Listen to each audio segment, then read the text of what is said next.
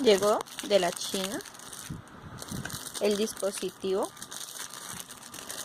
para no roncar.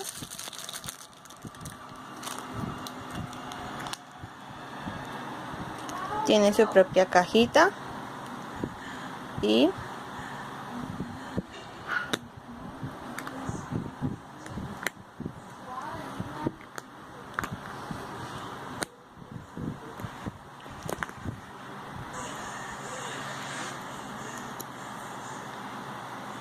aquí está.